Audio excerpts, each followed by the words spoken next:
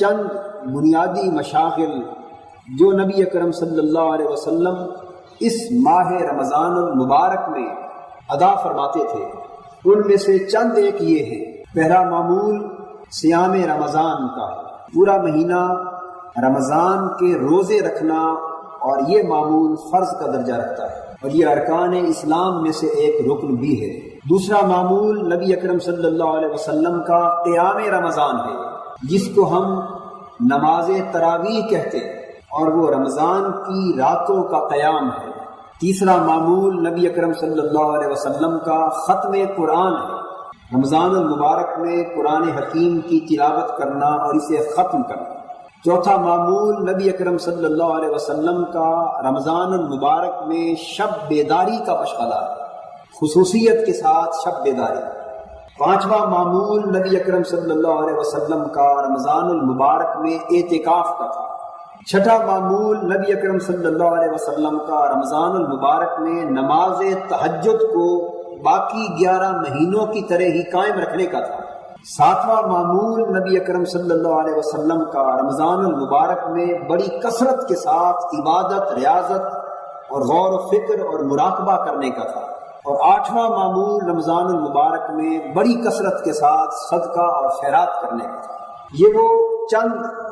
موٹے موٹے معمولات اور مشاغل نبوی ہیں جن کی روشنی میں ہم اس مقدس مہینے کو بہتر انداز کے ساتھ گزار سکتے ہیں۔ اللہ رب العزت کا سب سے پہلا حکم رمضان المبارک کے سلسلے میں فرض روزے رکھنے کا ہے۔ اس میں استثناء نہ کسی مرد کا ہے اور نہ کسی عورت کا۔ نبی اکرم صلی اللہ علیہ وسلم نے اپنی پوری حیات طیبہ میں حضر کی حالت میں کبھی رمضان کا روزہ قضا نہیں کیا۔ ہاں، جب کبھی سفر میں جانے کا وقت ہوتا تو یہ معمولات اس لیے بھی عرض کر رہا ہوں کہ یہ سن کر آپ کے ذہن میں رمضان کے مسائل کا صحیح تصور بھی راسخ ہو سکے۔ ہمارے ہاں مسائل کے معاملے میں کچھ افراط رواج پکڑ جاتا ہے، کبھی تفریط رواج پکڑ جاتی، کبھی مسائل اور ان کی روح سے صحیح آگہی نہیں ہوتی اور ہم کئی الجھنوں میں مبتلا رہتے ہیں۔ اس کا نتیجہ یہ ہوتا ہے کہ وہ صحیح روح اور صحیح فیوز و برکات اور فوائد و ثمرات جو رمضان المبارک کے معمولات ہوں یا دیگر شرعی احکام کی تعمیل ہو جو میسر آ سکتے ہیں، ہم اس کی حصول سے محروم رہ جاتے ہیں۔ نبی اکرم صلی اللہ علیہ وسلم جب کبھی سفر کی حالت میں ہوتے تو غور سے سن لیجئے، آپ چونکہ رحیم اور شفیق تھے اپنی امت پر، بڑی سے بڑی مشقت بھی حضور کی ذات ستودہ صفات پر گراں نہ تھی۔ وہ بڑی محنت، وہ بڑی تکلیف، بڑی مشقت جو ہمارے لیے ناممکن ہے، حضور کے لیے بڑی آسان، بڑی سہل، بڑی ممکن اور بڑی آسانی سے واقع ہوتی تھی۔ حضور کے لیے اللہ کی عبادت کا کوئی حکم کسی سطح پر بھی مشکل نہ ہو سکتا تھا، اس لیے وہ تو حضور کی زندگی تھی۔ اللہ کی عبادت اور اس کی رضا کے لیے مشقت کرنا وہ تو حضور کی زندگی کا لطف تھا، اسی میں تو حضور کا مزہ تھا، اسی میں تو حضور کی آنکھوں کا سرور تھا۔ باوجود اس کے کہ کوئی مشقت حضور کے لیے گراں نہ تھی، لیکن چونکہ حضور کی ہستی کو اللہ نے انسانیت کے لیے اور اپنی امت کے لیے اعمال کا اسوہ کامل بنا کے بھیجا تھا، نمونہ اتم بنا کے بھیجا تھا، تاکہ حضور کی امت کا نہ صرف طاقتور بلکہ کمزور سے کمزور تر فرد بھی حضور کی سنت سے برابر استفادہ کر سکے۔ کوئی شخص اپنی کمزوری کے باعث بھی یہ دکھ نہ دل میں لا سکے کہ میں کمزور ہوں اس لیے حضور کی سنت پہ عمل نہیں کر سکا۔ کمزوروں، تمہیں بھی مبارک ہو کہ حضور نے تمہارے لیے بھی اپنی سنت کا ایک اسوہ قائم فرما دیا۔ تو حضور جب سفر پہ جاتے تو کبھی روزہ رکھ لیتے اور کبھی افطار فرما دیتے تھے۔ بخاری اور مسلم میں کثرت کے ساتھ احادیث آئی، حضور نے کبھی سفر میں روزہ رکھا اور کبھی سفر میں روزہ نہیں رکھا، اور کبھی مسافروں کے لیے ایک عمل کا اسوہ پیدا کرنے کے لیے ایسا بھی کیا کہ سفر روزے کی حالت میں شروع کیا، لیکن جب دیکھا کہ ساتھی مسافروں کی طبیعت سفر کی شدت کی وجہ سے خراب ہو رہی ہے تو پانی کا پیالہ منگا کر اپنے ہاتھ بلند کر کے بھرے مجمع کو دکھا کے روزہ افطار کر لیا، تاکہ ہر کوئی دیکھ لے کہ نبی اکرم صلی اللہ علیہ وسلم نے روزہ افطار کر لیا ہے۔ اور وہ یہ سمجھے کہ جب سفر کی شدت کے باعث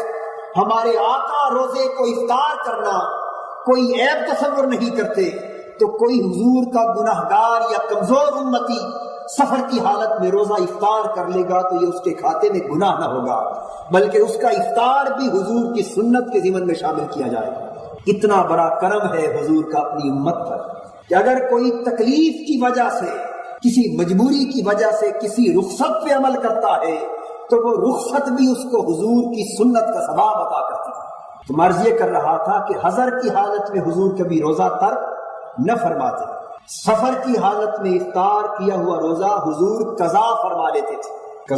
لیتے تھے۔ اور حکم یہ ہے کہ اگر کسی مجبوری میں رمضان کا کوئی روزہ رہ جائے، قضا ہو جائے یا آپ افطار کر بیٹھے، تو اس کے بعد اگلے رمضان سے پہلے پورے 11 مہینے کی مہلت آپ کے پاس ہے، جس وقت آپ کو سہولت ہو آپ قضا کر سکتے ہیں اپنے روزے۔ ہاں، اگلا رمضان داخل نہ ہونے پائے کہ پھر اگلا فرض شروع ہو جائے۔ حضرت عائشہ صدیقہ رضی اللہ تعالیٰ عنہ فرماتی، خواتین کے لیے بڑی پتے کی بات ہے، فرماتی ہے کہ رمضان میں جو روزے میرے ذمے رہ جاتے تھے، عورتوں کو حکم ہے کہ وہ خصوصی دنوں میں رمضان المبارک کے روزے نہ رکھے، ان دنوں میں نمازیں بھی نہ پڑھنے کا حکم ہے اور روزے بھی نہ رکھنے کا حکم ہے، لیکن نمازیں رہ جائیں تو ان کی قضا نہیں ہوتی،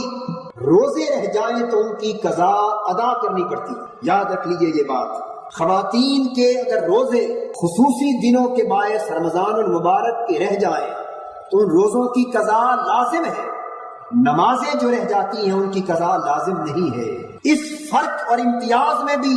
حضور کی امت پر رحمت اور شفقت کا ہی پہلو پیش نظر رکھا گیا ہے، اس لیے کہ نماز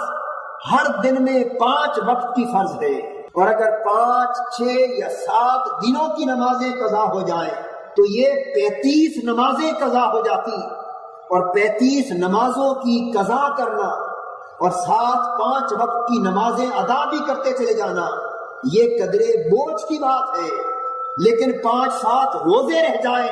تو پورے سال میں ان 7 روزوں کو قضا کر لینا کسی بوجھ کی بات نہیں ہے، اس لیے جس امر میں کم تکلیف تھی اس کی قضا لازم کر دی، جس میں تکلیف کا عنصر زیادہ تھا اس کی قضا کو معاف کر دی۔ حضرت عائشہ صدیقہ رضی اللہ تعالیٰ عنہ فرماتی ہیں، اللہ اکبر، کہ رمضان کے جو روزے قضا ہو جاتے میں اگلے رمضان سے پہلے شعبان تک پورے 10 مہینے ان روزوں کی قضا نہ کرتی کہ ممکن ہے کہ میں روزے کی قضا کر رہی ہوں اور حضور مجھے اپنی خدمت کے لیے طلب فرما لے اور میں حضور کی خدمت سے محروم رہ جاؤں۔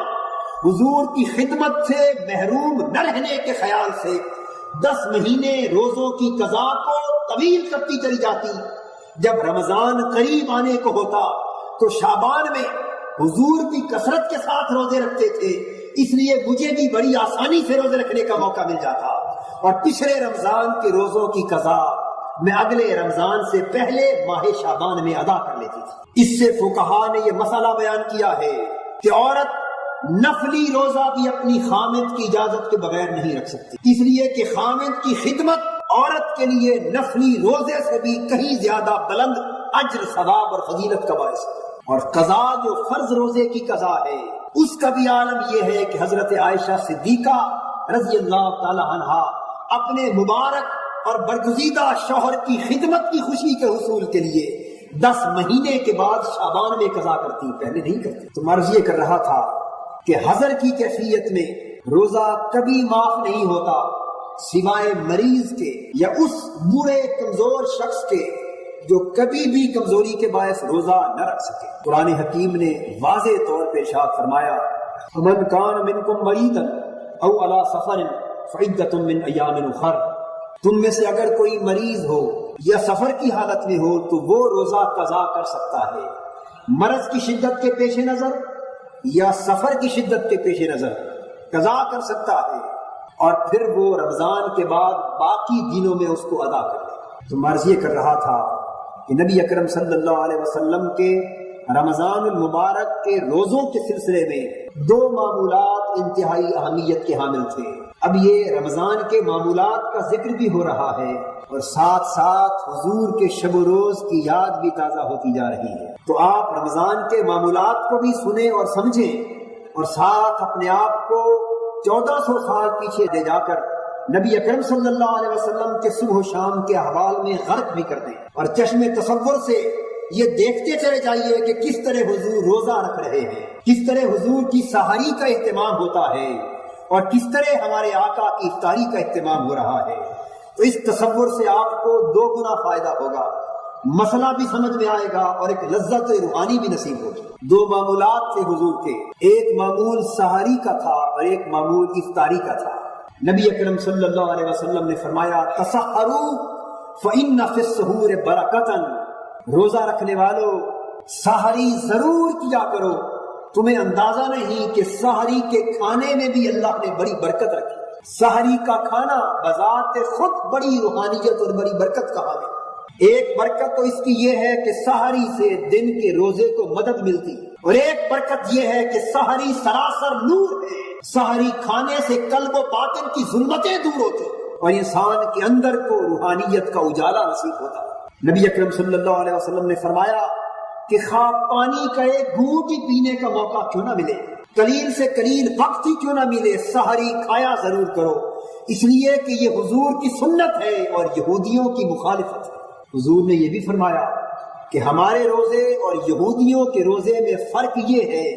کہ ہم سحری کرتے ہیں، یہودی سحری نہیں کرتے۔ یہودی بھی روزہ رکھتے تھے لیکن سحری نہیں کرتے تھے۔ حضور نے فرمایا ہمارے روزے اور یہودیوں کے روزے میں یہ فرق ہے